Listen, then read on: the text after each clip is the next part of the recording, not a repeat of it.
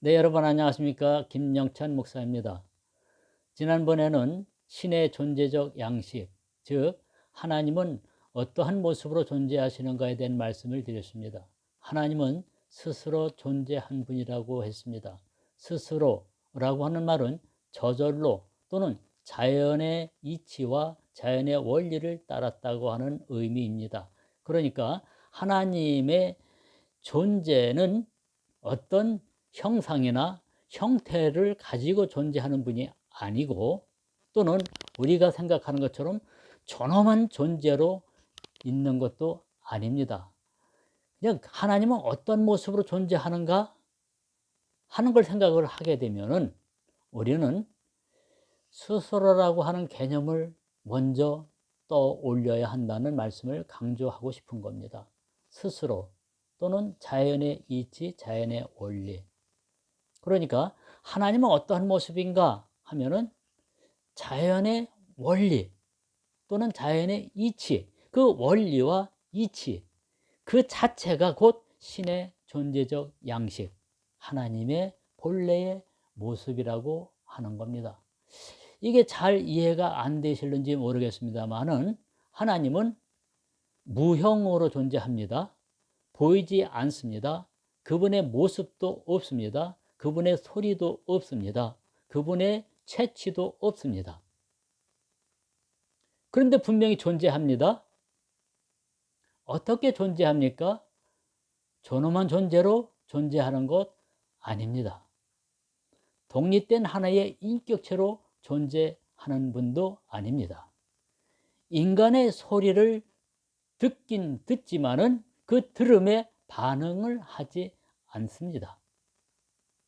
왜? 그분은 자연의 원리로 존재하기 때문에 그렇습니다. 자연의 이치로 존재하기 때문에 그렇습니다. 그 원리, 이치, 그것이 자연적으로 스스로 되어지는 대로 그러는 겁니다. 그러한 양식으로 하나님은 존재하고 있다고 하는 겁니다. 그렇기 때문에 하나님은 우리가 생각하는 것처럼 우리의 기도를 들어주고 우리의 찬양과 예배를 들어주고 그리고 흡양하고 거부하고 하는 이러한 일체의 반응을 하는 분이 아니다라고 하는 겁니다. 그래서 뭔가 주고받고 하는 관계가 아니라고 하는 겁니다.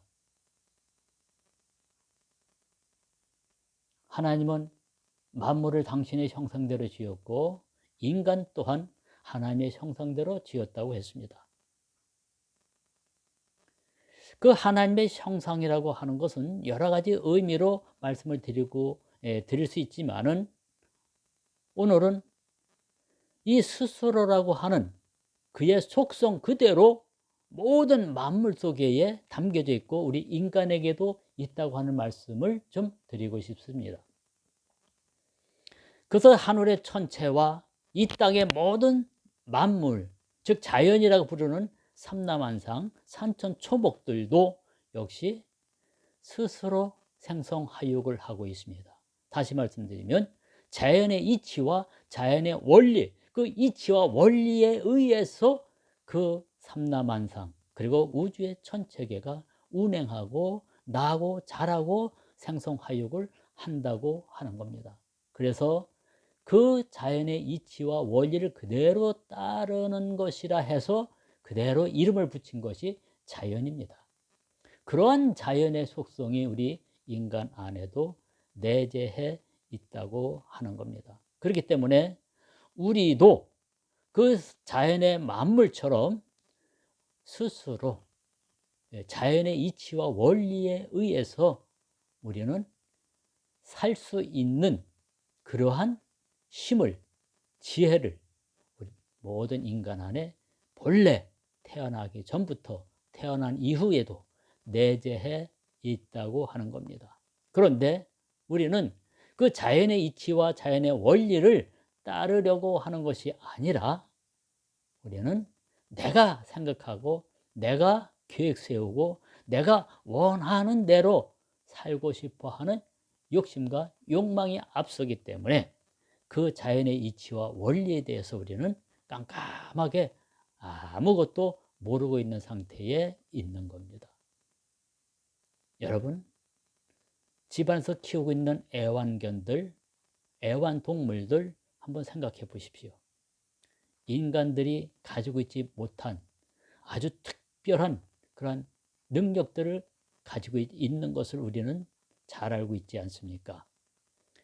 그 타고난 능력, 그것이 바로 자연의 원리예요.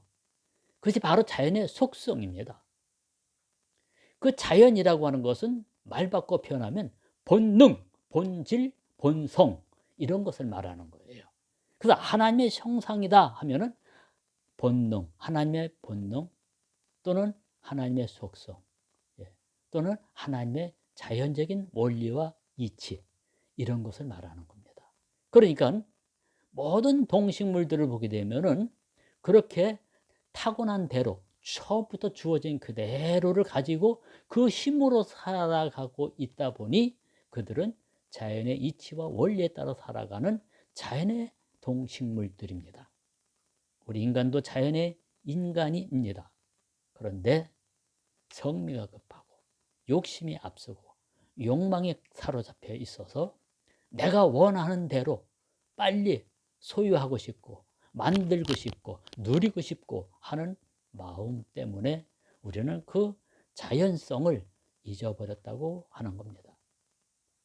그러다 보니 자연에 대치되는 인위적인, 의도적인, 계획적인 또는 강제로, 억지로 내 삶을 만들어 가려고 하는 안간 힘을 쓰고 있지 않습니까? 그래서 우리 인간들만이 스트레스라고 하는 것이 있습니다. 우리 인간들은 매 순간 스트레스를 받습니다. 그 스트레스는 바로 욕심과 욕망의 부산물입니다. 그것이 우리의 정신적인, 심리적인, 신체적인 건강을 해치면서 생명을 위협하고 있습니다. 생명을 위협한다고 하는 말은 신을 위협한다는 말과 다름이 아닙니다. 하나님을 위협하는 일과 같습니다. 그런데 우리는 이런 말에 잘 공감을 하지 못합니다. 왜? 우리는 신 또는 하나님에 대한 고정관념이 있기 때문에 그렇습니다.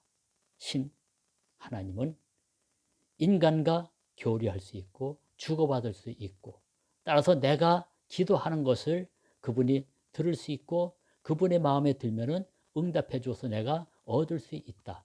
이런 개념을 가지고 있다고 하는 얘기입니다.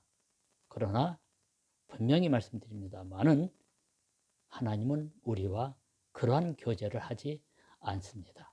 이미 하나님의 형상대로 지음을 받은 우리는 하나님처럼 우주 삼라 만상처럼 우리도 자연의 이치와 자연의 원리에 따라서 살아가도록 그냥 내버려 두고 있습니다.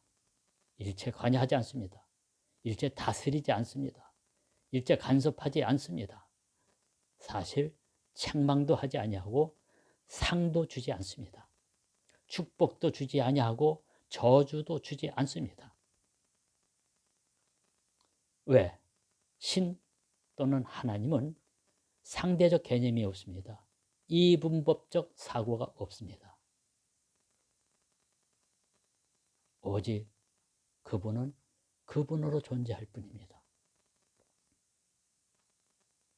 따라서 우리가 기복적인 신앙을 가지고 신이나 또는 하나님을 대한다고 하는 것은 무지의 소산이고 한 걸음 더 나아가 어리석음의 행위인 것을 다시 한번 친조 강조합니다. 오늘 두 번째로 하나님의 존재적 양식에 대해서 말씀을 드립니다. 하나님은 스스로 존재했는데 스스로 존재한 그 존재의 모습은 영입니다. 거룩한 영, 성령이라고 합니다. 영은 보이지 않습니다. 잡을 수도 없습니다. 형체가 없기 때문에 그렇습니다. 마치 공기나 바람과 같은 그러한 존재로 우리가 생각하면 되겠습니다. 하나님이라고 하는 이름을 얻기 전에 우주 삼다만상을 창조하시기 이전, 태초 전부터 스스로 존재하는 그분은 스스로 영으로 존재했다고 하는 말씀입니다. 영. 다른 말로 하면은 빈 공 또는 빌허, 그래서 허공, 이렇게 말해도 틀리지 않습니다. 오해가 없기를 바랍니다. 하나님 영으로 존재합니다. 하나님은 빔으로 존재합니다. 공, 허, 이건 빌허 빌공. 그래서 빔으로 존재한다고 하는 말씀도 오해가 없기를 바랍니다. 영이라고 하는 말과 의미가 같다고 하는 말씀을 드립니다. 하나님의 존재가 영, 허, 공, 빔, 이렇게 존재한다고 하는 그 의미가 있습니다. 그 의미는 다름 아닌 무욕, 아무런 욕구도 없고 욕망도 없고 욕심도 없고 바라는 바도 기대하는 바도 없다고 하는 그 의미에서 영 또는 빔, 그렇게 존재한다고 하는 겁니다.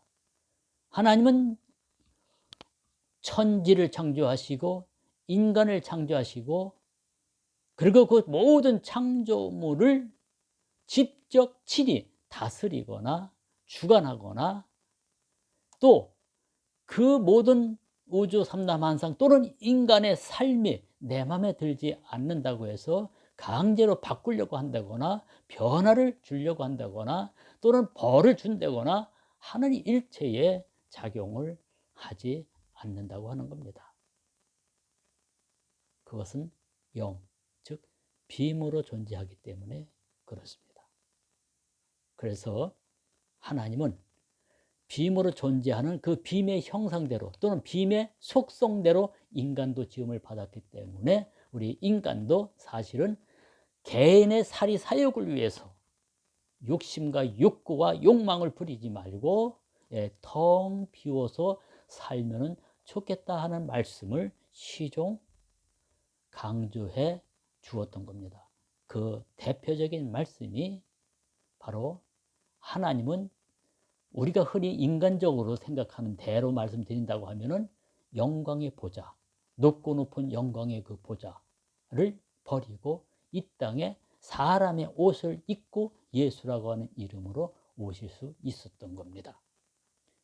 그래서 하나님이 예수로 신이 사람으로 이렇게 변화되어 이 세상에 오신 그 자체가 높고 높은 곳에서 낮고 천한 이 땅에 오셨다고 하는 그 자체가 바로 빔, 자기를 텅 비웠다고 하는 그런 의미가 있는 겁니다. 그리고 그 예수가 가장 먼저 세상을 향해서 던진 메시지가 무엇입니까? 심령이 가난한 자는 복이 있나니 저가 천국을 얻을 것이라 했습니다. 심령이 가난함, 마음의 가난함, 이것은 바로 신의 속성과 같이 너희들 마음과 생각 속에 그 어떠한 욕구도 욕심도 욕망도 바람도 기대도 담지 말라, 텅 비워놔라. 그러면 본능이 작용하고 본성이 작용한다. 그러면 자연의 이치와 자연의 원리에 따라 우리도 살아갈 수 있거든요. 그런데 이 자연의 이치와 자연의 원리를 다 우리가 상실할 수밖에 없는 것은 그것은 곧 욕구, 욕심, 욕망이 언제든지 앞서고 있기 때문에 그렇습니다. 그래서 가난한 마음을 이루고 살아가야 하는 것이 우리 인간들에게 첫째로 주어진 과제입니다. 가난한 마음, 마음을 텅 비움, 신의 속성과 형상을 그대로 회복하면은 우리는 그것이 성공한 인생이고 그것이 나를 창조해 준 하나님께 가장 영광스러운 모습이 되는 겁니다. 그런데 우리가 안타깝게도 자연으로 존재하시는 하나님의 속성과 영 또는 비음으로 존재하시는 하나님의 속성 모두를 다 상실했습니다. 그리고 내가 원하는 바를 내가 믿는 신이요 하나님이요 들어주십시오. 응답해 주십시오. 이렇게 간구하면서 신앙생활을 만들어가고 있습니다. 그러나 다시 한번 강조합니다. 하나님은 인간의 그 어떠한 기도에도 어떠한 간절함에도 응답하는 별책부록은 없습니다. 인간은 문명의 바벨탑을 쌓기 위해서 자기의 욕구와 욕심과 욕망을 만들어가면서 살기 위해서 이 세상에 존재하게 한 것이 아닙니다. 출세와 성공을 위해서 사는 것도 아니고 희로애락을 위해서 사는 것도 아니고 소유와 소비가 아닌 존재 자체만으로도 자족하면서 서로 사랑을 주고받으면서 살기를 원하여 우리 인간들이 이 세상에 존재하게 된 겁니다. 다시 말씀드리면 서로 사랑하면서 사는 그 사랑의 삶, 그것이 우리 인생에게 주어진 전부입니다. 서로 사랑하면서 살면 되는 것뿐입니다. 그런데 우리는 서로 사랑해야 함을 본질적인 것을 본능적이고 본질적인 그 하나님의 속성과 형상과 그리고 하나님이 창조하신 그 목적을 다 벗어버리고 우리는 오직 사심, 사리, 사욕, 개인적인 욕심과 욕망만을 가지고 일생을 살지 않습니까? 그러니 우리의 인생이 바른 인생이겠습니까? 사실 우리는 우주의 전체 자연의 만물보다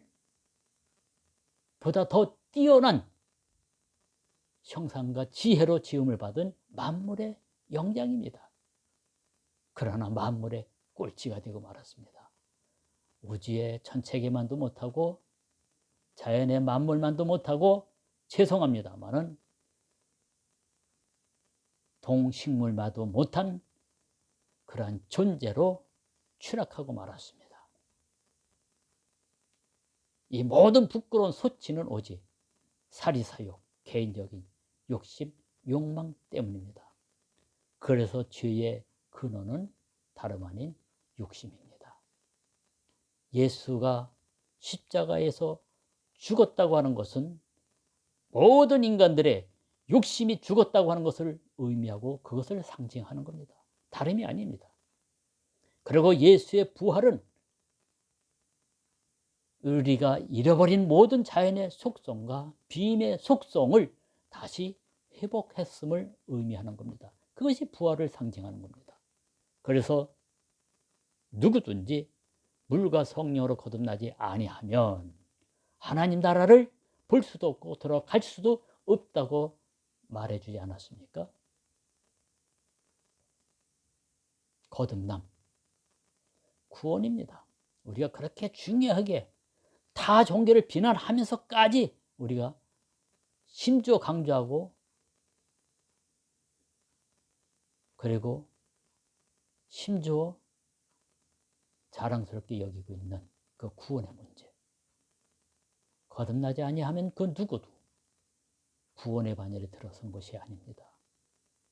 거듭남은 자아의 죽음입니다. 욕심과 욕구의 죽음입니다. 사리사욕의 완전한 죽음입니다. 몸을 위해서 살고자 하는 욕구가 완전히 죽은 상태입니다. 그것이 곧 자기 부정입니다. 그것이 곧 거듭남입니다. 그것이 곧 구원의 증거여 구원의 참 모습입니다. 그러므로 우리는 기복신앙을 떨쳐버리고 신의 존재적 양식에 우리는 들어와야 됩니다. 자연의 양식 그리고 비임의 양식 그 안에 들어와야 됩니다. 왜? 우리 또한 비임으로 살아야 되고 자연의 이치와 자연의 원리를 따라야 하기 때문에 그렇습니다. 그러면 내 마음속에 내가 거처하고 있는 모든 공간 안에 바로 낙원이요 천국으로 변화되어짐을 경험하게 될 겁니다. 사랑하는 여러분, 하나님의 존재적 양식, 자연의 이치와 자연의 원리 그 자체가 하나님의 존재 양식이고 하나님이 그렇게 존재하며 비움, 가난한 마음 이것 또한 하나님이 그렇게 존재할 뿐 우리 인간들의 기도를 듣고 응답해 주는 그러한 반응을 하지 않다고 하는 말씀을 다시 한번 깊이 명심하시면서 기복신앙의 옷을 다 벗어버리시고 여러분이 자연의 이치와 자연의 원리 그리고 빈 가난한 마음 안으로 들어와서 여러분들의 참 모습을 회복할 수 있기를 바랍니다. 오늘은 여기까지 말씀드리겠습니다. 고맙습니다.